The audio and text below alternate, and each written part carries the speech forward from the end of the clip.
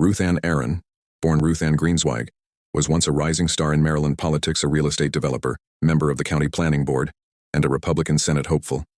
She projected competence and sophistication, a Cornell graduate with a law degree, even while enduring a collapsing marriage to urologist Barry Aron. The public saw her as polished and poised, but behind closed doors her life was fracturing under the weight of depression, paranoia, and a husband's decision to divorce, moves her defense says, drove her into a psychological spiral. The plan began in early June 1997. In a previously unthinkable turn, Ruthann approached a local landfill owner, William Billy Mossberg, seeking a hitman to kill Barry. Mossberg was alarmed and immediately informed police. What unfolded next was a carefully orchestrated sting. Wearing a trench coat and wig, she called an undercover detective posing as a killer and dropped a $500 down payment at a Gaithersburg Marriott to arrange 2 murders.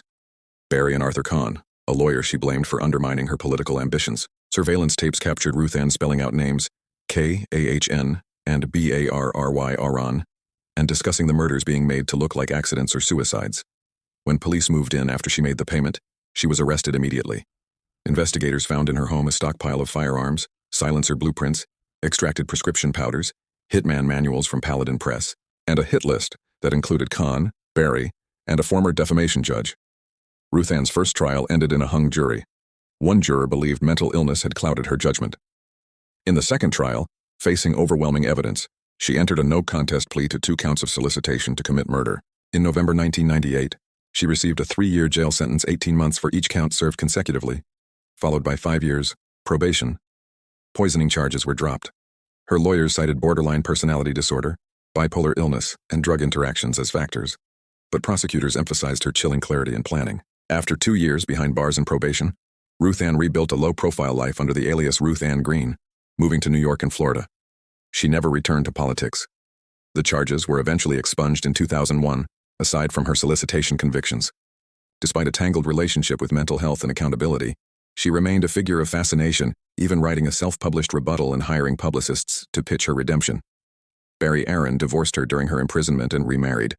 Arthur Kahn and John Harrison, victims of her alleged broader threat, remained alive. Ruthann's children, one of whom later died on 9/11, distanced themselves from her. She has since kept a low profile, though her case resurfaces when discussions arise about the limits of sanity pleas and the unpredictability of domestic breakdowns. In the end, Ruthann Aron never went to trial for murder, but her carefully crafted plot, months of undercover recordings and calculated steps toward violence, marked one of the most sensational politics meets true crime sagas in Maryland history. Her planning, capacity for detachment, and eventual confusion between reality and illness left a community shaken and proved that ambition, betrayed trust, and untreated mental illness can combine into something truly dangerous.